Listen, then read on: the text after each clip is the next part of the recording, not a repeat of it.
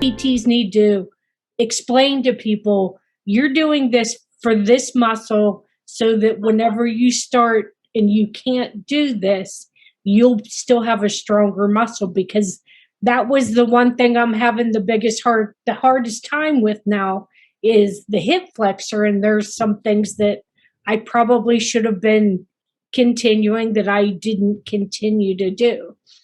But that was one of my things that I think a lot of times I need someone to explain to me, okay, you're using this for this muscle or to do this so that you don't lose. I think it's the healthcare professionals' duty to say that they're doing, why they're doing what they're doing.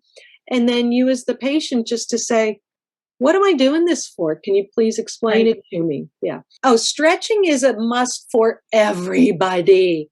Stretching is an extra must for folks with MS for a number of reasons. You may do a lot more sitting than other people.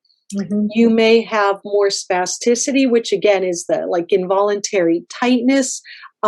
You may just have some permanent or moving towards permanent shortening of some muscle tendons. The saying, use it or lose it, is so true.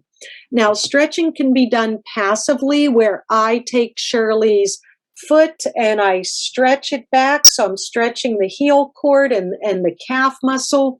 That's called passive stretching.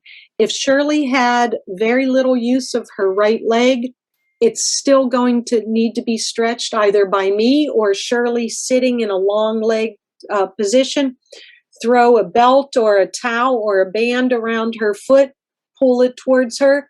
So Shirley is giving Shirley a nice passive stretch.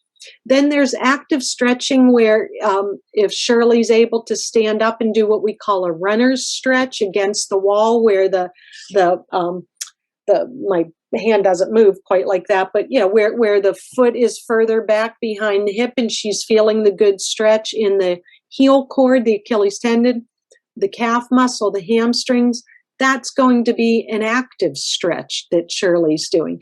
And we have to stretch everything.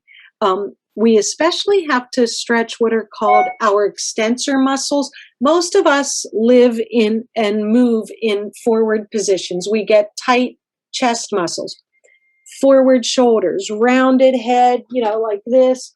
Our hip flexors, we sit so much we get short, tight, weak hip flexors. So we need to counteract all of that and stretch the extensors and strengthen them.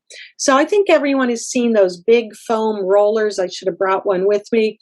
You can lay on your back with the foam roller along your spine, your chest and your arms open wide. You get a nice stretch undoing that. You know how if you have been on a long drive, the first thing anybody naturally does when they get out of the car is stand up, put their hands on their hips, mm-hmm. stretch back and go, oh. Well, the reason you're doing that is because your back has been in flexion for several hours and it's screaming to be taken the other way into extension. So at the end of the day or during the day, we need to work those extensors, stretch them. I could go on for several hours about telling you what to do with that, but we need to stretch. I am a huge proponent of yoga. Any type of yoga, you find what works for you. Usually hot yoga doesn't work with folks with MS, but wheelchair yoga.